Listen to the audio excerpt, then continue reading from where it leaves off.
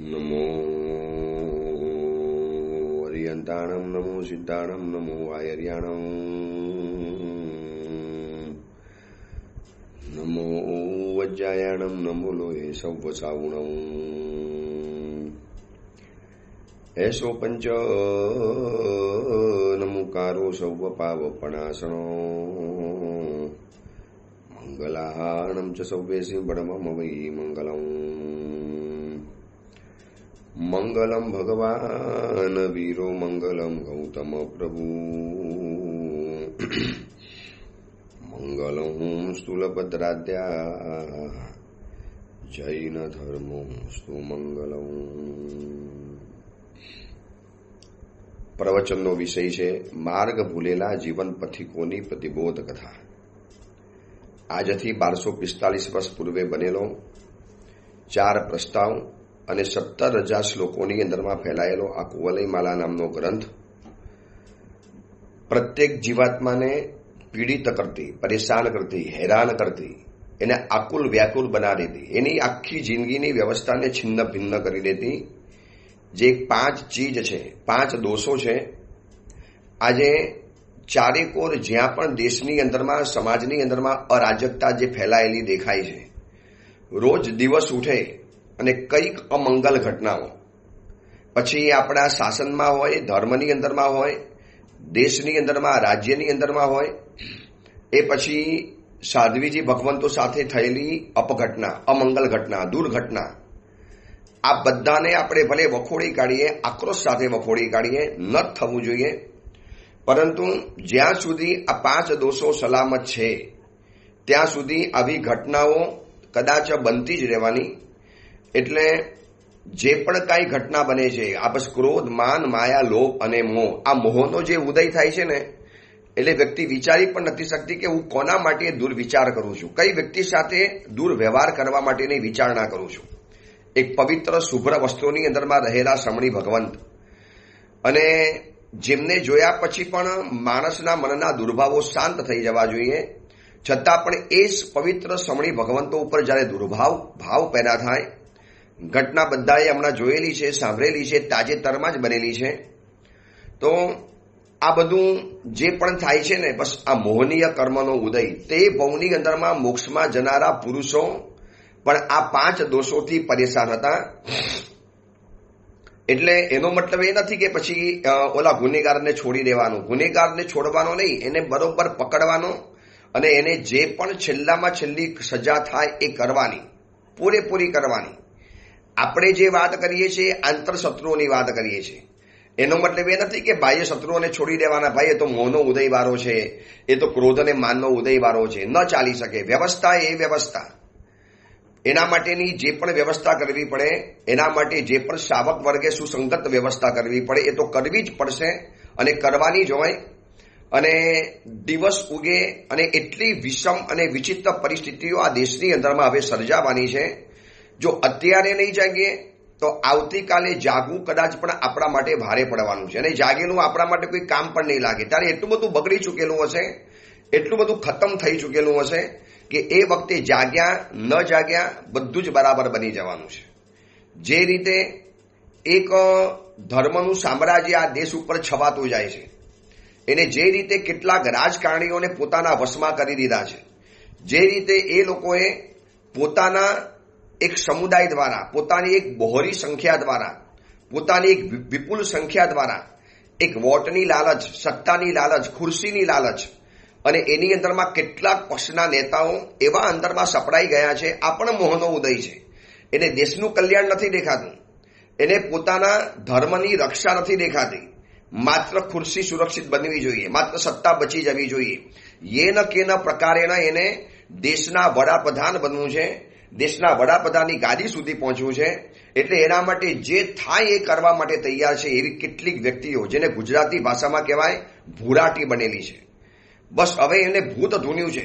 કોઈ પણ હિસાબે હવે એ બનવું હોય તો કેટલાક સમાજનો સાથ જોશે, અને જેની પાસે વોટ બેંક છે એવી વ્યક્તિઓનો સહકાર જોશે. અને માત્ર એ વોટ બેંકની લાલચના કારણે એના બધા અપરાધ, એના બધા જ ગુના, એના બધા જ ક્રાઇમ, એના બધા છેલ્લી કક્ષાના પાપો અને બધું જ એનું સ્વીકારવા ચલાવવા તૈયાર છે, એને ખુશ અને રાજી રાખવા તૈયાર છે. દેશના હિતના માટે કેટલાક નિર્ણયો લેવાતા હોય છે સંસદની અંદરમાં, એ પણ નહીં લેવડા દેવાના. બસ માત્ર એક જ લક્ષ્ય. ઓલા લોકોએ કહી રાખ્યું છે, ખબરદાર, અમને જો નારાજ કર્યા તો વોટ નહીં આપીએ, અમે તમને સત્તા ઉપર નહીં પહોંચાડીએ. અને સત્તા ઉપર પહોંચવા માટે માત્ર ખુરશીની લાલસા, આ મોઢામાંથી મધલાળ ટપકે ને, આ માણસના મોઢામાંથી કેવી લાળ ટપકે, બસ એવી આ લાળ ટપકતી દેખાય છે એ કેટલાક વ્યક્તિઓના ચહેરા ઉપર, એ લોકોના વર્તન ઉપર. હવે આ બધું રોજ બરોજ વધવાનું છે. સ્વાર્થ પ્રચુર રાજનીતિ અને આજે અનામતની જે રાજનીતિ આવી છે, હવે આ બધા જ વિચિત્ર અને વિષમ પરિસ્થિતિના સંયોગોની અંદરમાં આપણે ઘેરાઈ ચૂકેલા છીએ. આ બધા દોષોને હંફાવાનો તો છે, પણ એના માટેની હવે કેટલીક નવી ધર્મનીતિ, કેટલીક સમાજનીતિ, હવે કેટલાક મૂલ્યોને ફરી વખત વિચારવા પડશે.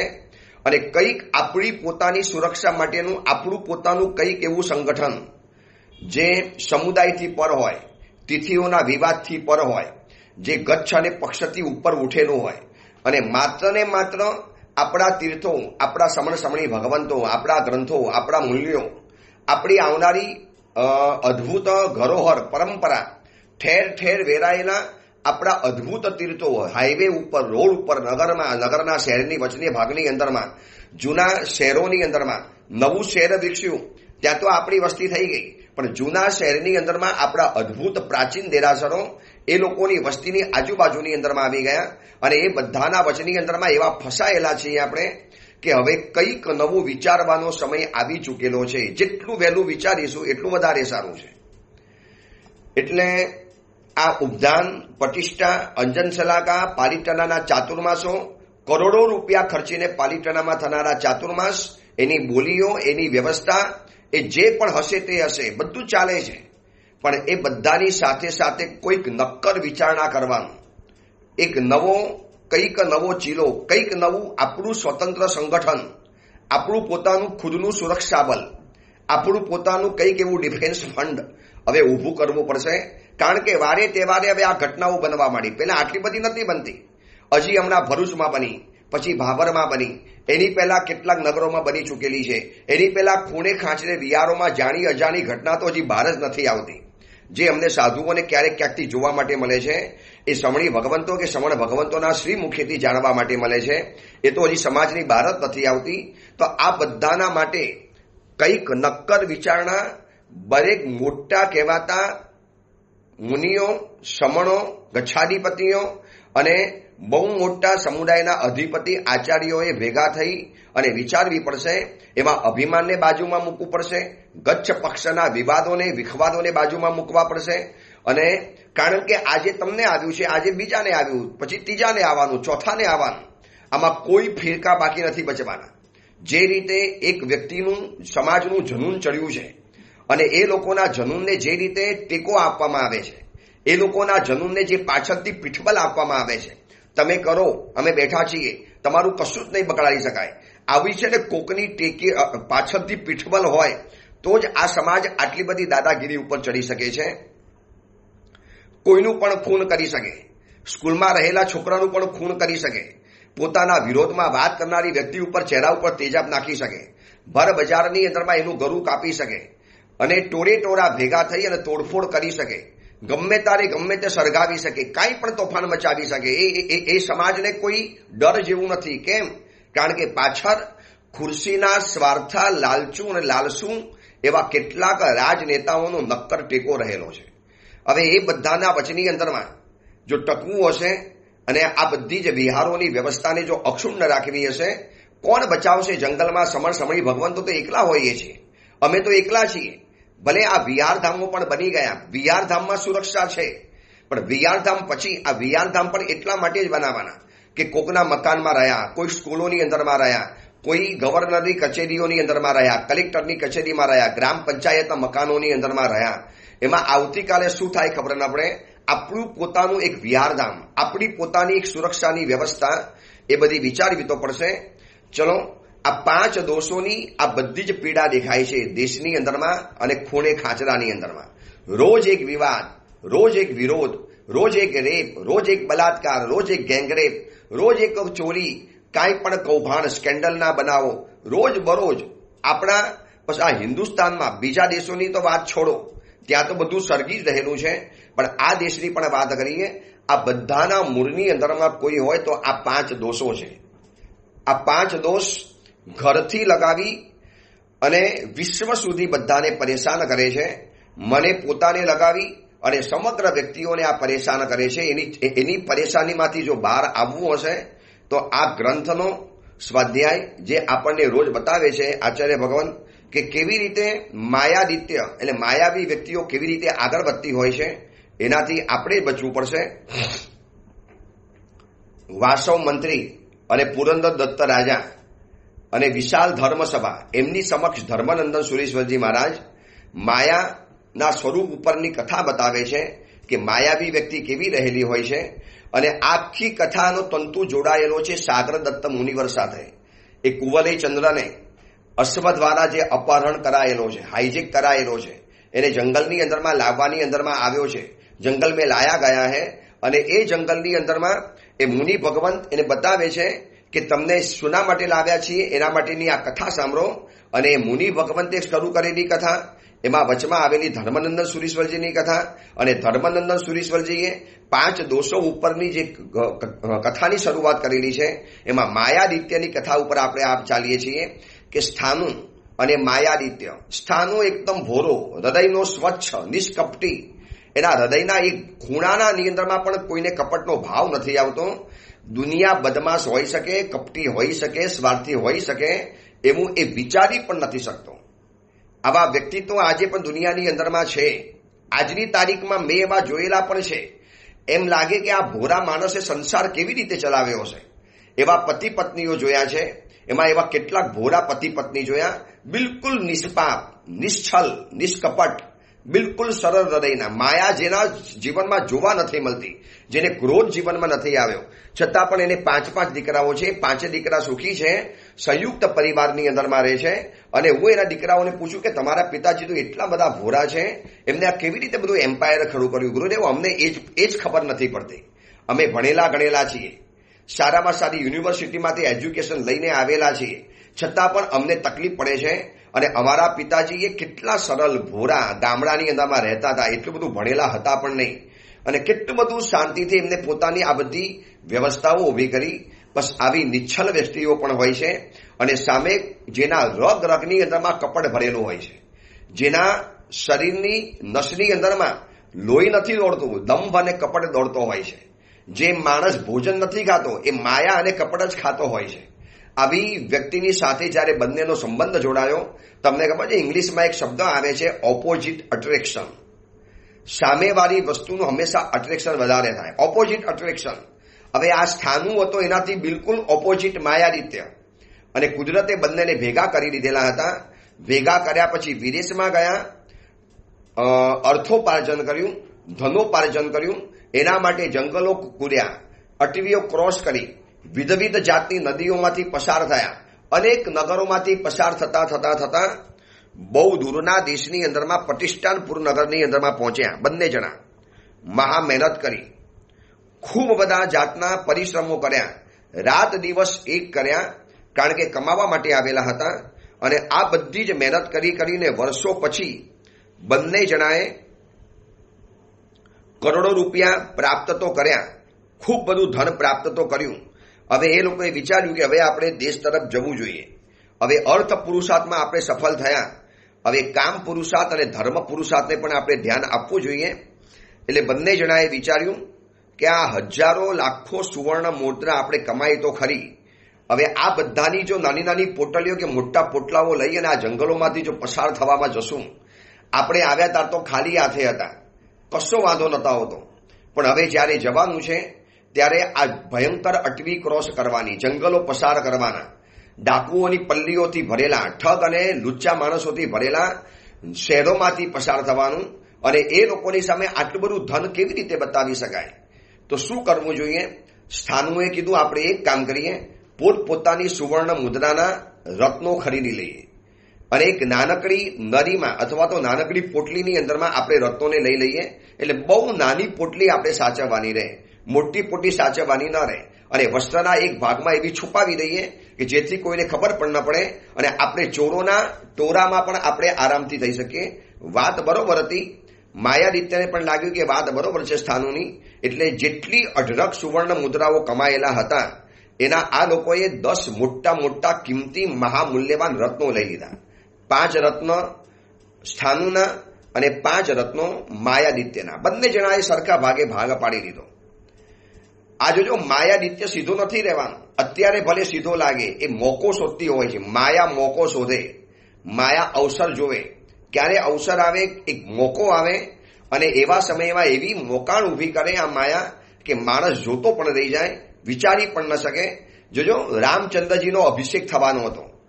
રામ ભગવાન અયોધ્યાની ગાદી ઉપર બેસવાના હતા, અને માયાએ કૈકેયીને એક નિમિત્ત બનાવી અને એવો મોકા ઉપર મમરો મુકાવી દીધો કે આખો દશરથ રાજાનો પરિવાર છિન્ન ભિન્ન બની ગયો. આખો પરિવાર ખતમ થવાના આરા ઉપર આવ્યો. રામ જંગલમાં ગયા, સીતા મૈયા પાછળ ગઈ, લક્ષ્મણ ભૈયા સાથે ગયા. આ બાજુ ભરત ગાદી ઉપર બેસવા તૈયાર નથી. દશરથ રાજાને આઘાત લાગવાથી મૃત્યુ આવી ગયું. બધી રાણીઓ વિધવા બની ગઈ. આખી રાજ્યની વ્યવસ્થા ખોરવા ગઈ. એકમાત્ર માયા અવસરે આવી ગઈ ત્યારે. એટલે માયા છે ને અવસર જોઈને આવે છે, સીધે સીધી નહીં આવે. એ બરોબર મોકો જોશે, અવસર જોશે, અને સીધો તમારી ઉપર હુમલો કરીને બેસશે. બસ હવે આવે છે ને માયાદિત્ય. હવે બસ આ પેરવીમાં છે કે હવે આપણે જઈએ છીએ પોતાના દેશ તરફ. કોઈ જગ્યાએ ચાન્સ મળી જાય અને આના પણ 5 રત્નો હું હડપી લઉં અને બધા પૈસાનો માલિક હું બની જાઉં. પણ ઉતાવળ કરવા જેવી નથી. માયાની પાસે ધીરજ બહુ હોય. આ પછી જોવા જેવું છે, માયા પાસે પેશન્સ બહુ હોય. બહુ રાહ જોઈ શકે, બહુ ધીરજ ધરી શકે. ક્રોધ અને અભિમાન ધીરજ નથી ધરી શકતા, માયા ધીરજ બહુ ધરી શકે. એની પાસે પેશન્સ બહુ હોય. એ મોકો જોવા માટે વર્ષ, 2 વર્ષ, 5 વર્ષ પણ રાહ જોઈ શકે, અને 12 વર્ષ સુધી પણ મોકો શોધતો ફરે. અને બંને જણાએ નક્કી કર્યું કે જો આપણે અસલ વેશમાં જશું ને, કોઈ પણ આપણે લૂંટી લેવાનું છે. આપણા રત્નો કોઈને ખ્યાલ જ ના આવે. એટલે બહુ સામાન્ય કાર્પટિકના વેશની અંદરમાં જઈએ. કાપડિયાના વેશ, લાલ કલરના કપડાં પહેરેલા હોય, માથાના વાળ મુંડાવી નાખ્યા હોય, અને ગળાની અંદરમાં કેટલીક માલાઓ પહેરી લીધી હોય, અને ટીલા ટપકા ટાણી લેલા હોય, જેથી લોકોને લાગે ભાઈ આ તો કોઈ તીર્થના યાત્રાળુઓ રહેલા છે, ગરીબ કાર્પટિકો છે, એની પાસે કોઈ અપેક્ષા પણ ન રાખી શકાય. અને એ સમયના ચોર ડાકુઓને ખબર હતી કે આવા કાર્પટિકોને પાસે કશું જ નથી હોતું, એક કાણી કોળી પણ નથી હોતી.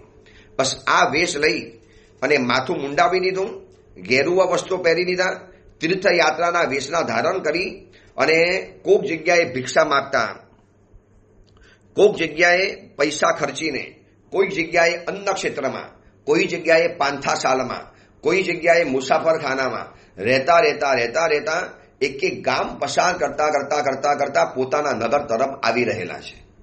નગર તરફ આવવા માટે બસ તૈયારી છે. એમાં એક દિવસ એક મોટા નગરની અંદરમાં બંને જણા પહોંચ્યા, અને જ્યાં પહોંચ્યા તપાસ કરી, અન્ન ક્ષેત્ર બંધ થઈ ચૂકેલું હતું. હવે બંને જણા એવા થાકેલા હતા, ભૂખ તો જબરજસ્ત લાગેલી હતી. હવે એ સમયની અંદરમાં સ્થાનુએ કીધું માયાદિત્યને કે આજે આપણે છે ને એક કામ કરીએ, માંડા ખાઈ લઈએ. એ સમયની અંદરમાં માંડા નામની ખાવાની વસ્તુ આવતી હતી, સાકરથી બનેલી હોય, અને ઉપર થોડો ઘણો કંઈક દૂધની પ્રોસેસ કરેલી હોય, જેનાથી થાક પણ ઉતરી જાય અને પાણીની તરસ પણ મટી જાય, જેને માંડા કહેવાતા હતા. જેમ આજે એક પતાસું આવે છે ને, અથવા તો એક પેઠા આવે છે, પેઠા, એના જેવા માંડા આવે. તો ભાઈ આની ક્યાંકથી જો વ્યવસ્થા થઈ જાય ને, તો આપણે મીઠાઈ પણ ખવાઈ જાય, થાક પણ ઉતરી જાય, પાણીની તરસ પણ છીપાઈ જાય. તો માયાદિત્ય કે દેખ ભાઈ, તું હોશિયાર છે આ બધી બાબતોમાં, મને આ બધી બહુ જાજી ખબર નથી પડતી, હું થાકી ગયો છું. તું એક કામ કર, નગરની અંદરમાં જા અને માંડાની વ્યવસ્થા કરાવી દે. ત્યાં સુધી હું અહીંયા બેઠેલો છું. હવે એ વખતે સ્થાનું વિચાર કરે કે ભાઈ નગરમાં જઉં છું, નગરમાં તો કંઈ પણ જાતના ઠગ વગેરે મળે. એક કામ કર, આ મારી પોટલી તું સાચવ, તું સંભાળ. જો એટલો બધો સ્થાનું ભોરો છે, એને વિચાર સુદ્ધા નથી આવતો કે આ મારા પૈસા જોઈને કોઈ કંઈ પણ કરી શકે એમ છે.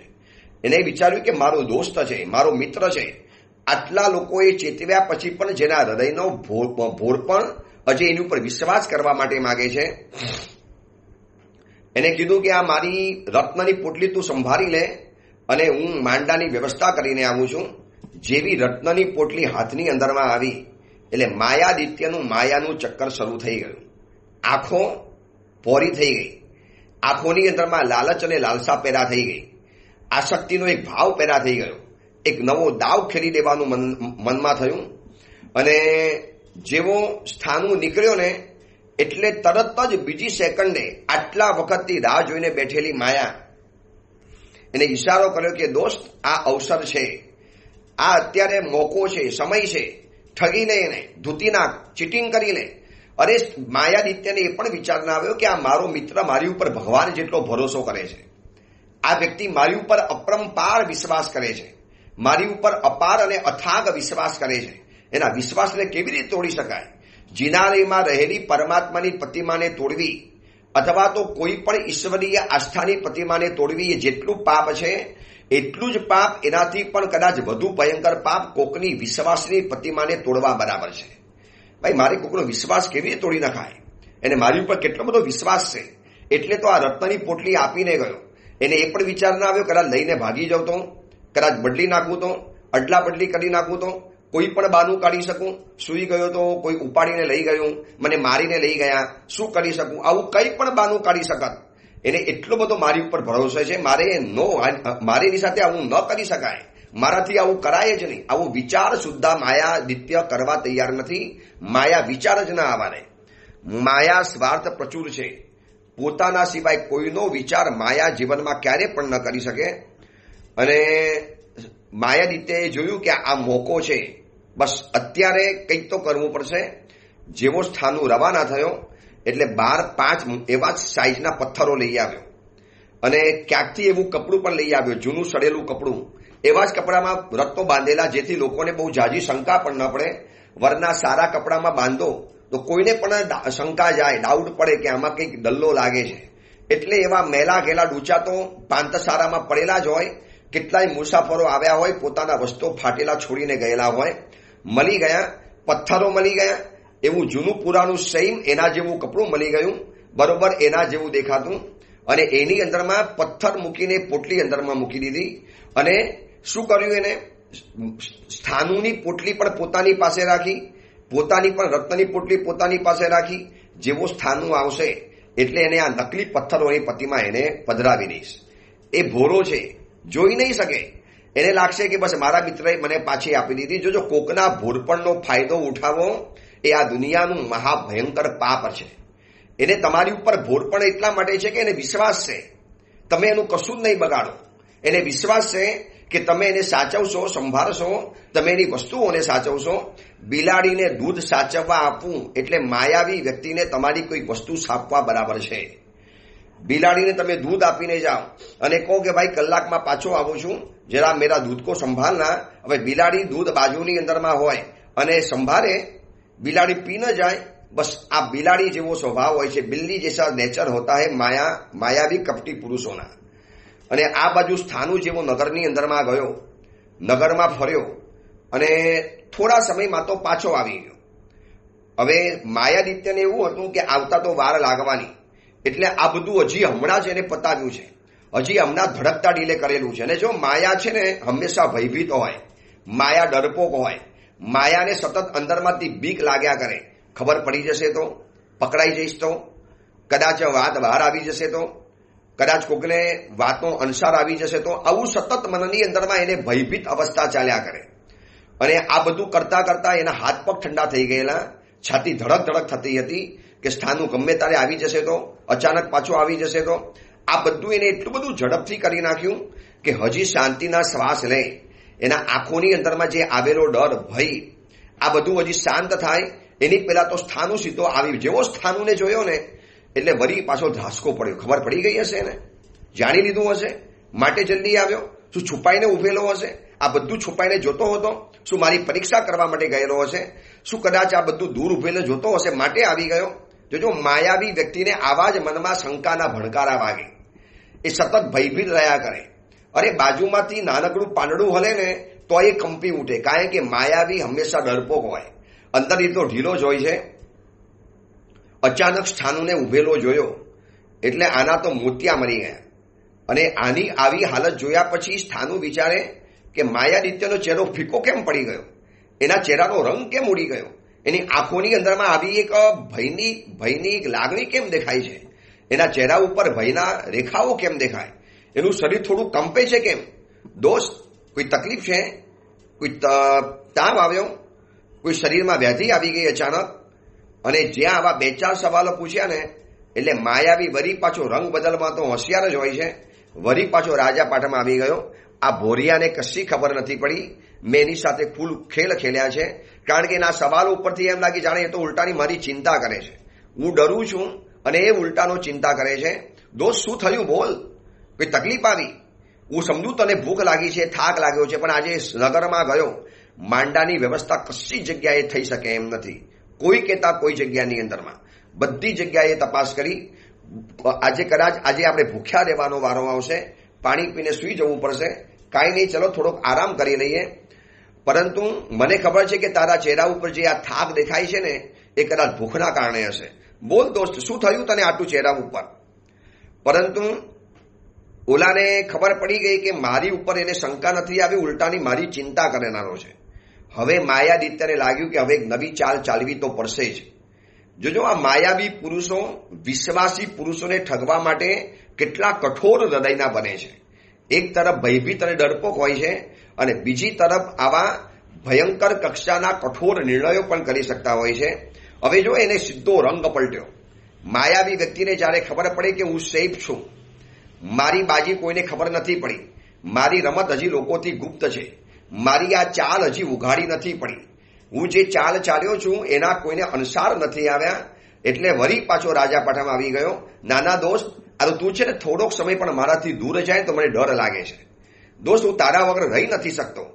આ સાંભળ્યા પછી સ્થાનુ ઉલટાનો ગદગદ બની ગયો. સ્થાનુને એમ લાગ્યું કે કેવો મિત્ર મળ્યો છે, કેટલો બધો પ્રેમાળ મિત્ર મળેલો છે. કયો પ્રેમ, કયો સ્નેહ, નકલી માયા, નકલી બધું જ નકલી છે, બધું બનાવટી છે, બધું દંભી અને પાખંડ છે. આ ભોરી વ્યક્તિઓને ઠગવાની અંદરમાં માયાવી પુરુષો કોઈ કસર નથી કરતા. પણ ભોળા માણસોની તકલીફ એ છે કે ઠગી તો નથી શકતા, પણ કોઈક એને ઠગી રહેલું છે એનો એને ખ્યાલ પણ નથી આવતો, માનવા પણ તૈયાર નથી.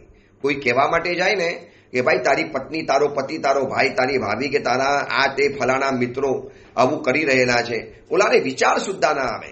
તમને ખબર છે ને, પાસનાર પરમાત્માનો પ્રથમ ભાવ કમઠ અને મરુભૂતિ. જ્યારે કમઠની પત્ની વસુંધરા જ્યારે પોતાના જેઠને કહેવા માટે ગઈ કે તમને ખબર છે આ ઘરની અંદરમાં શું પ્રપંચ લીલાઓ ચાલે છે, શું કામ લીલાઓ ચાલે, શું વ્યભિચાર ચાલે છે, ત્યારે મરુભૂતિ આ માનવા તૈયાર નથી. એ વિચારી પણ નથી શકતો કે મોટો ભાઈ આવું ઘરમાં કરી શકે. અને એને કારપટ્ટીના વેશની અંદરમાં એક રાતે એને આ બધું જોવા માટે રોકાવવું પડ્યું કે ભાઈ આ કહે છે એ સાચું છે કે ખોટું છે. કમઠની પત્ની જે કહે છે એ સાચું છે કે ખોટું છે.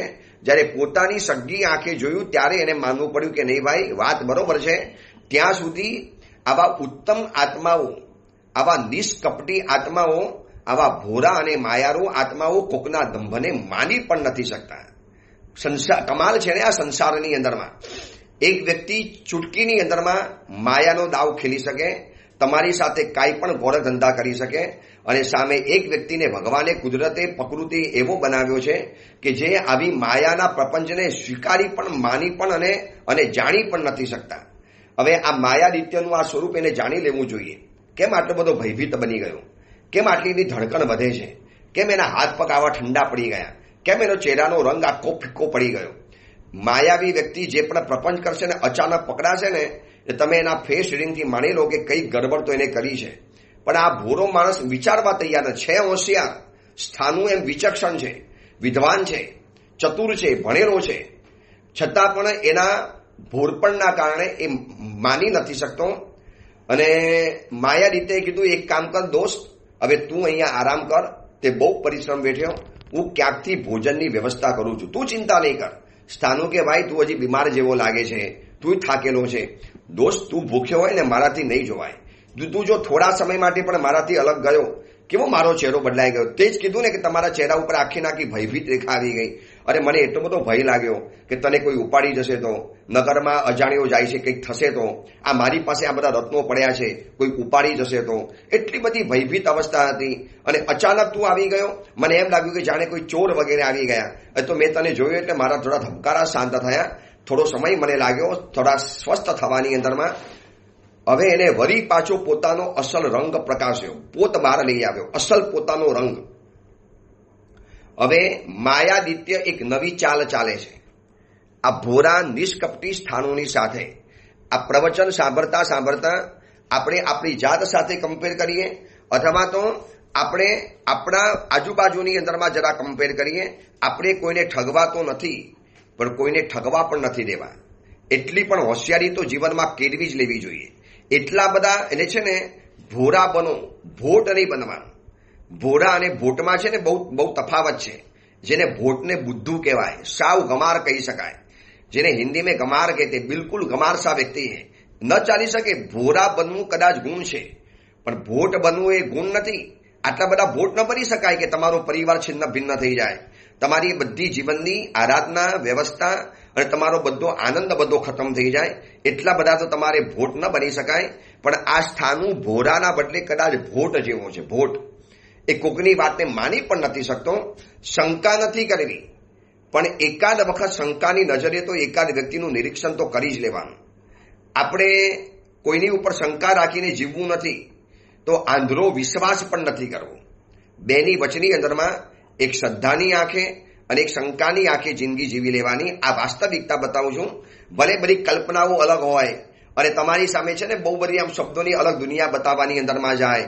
ભોરાના તો ભગવાન હોય છે, પછી ભોરાનો તો પરમેશ્વર પ્યારો હોય છે.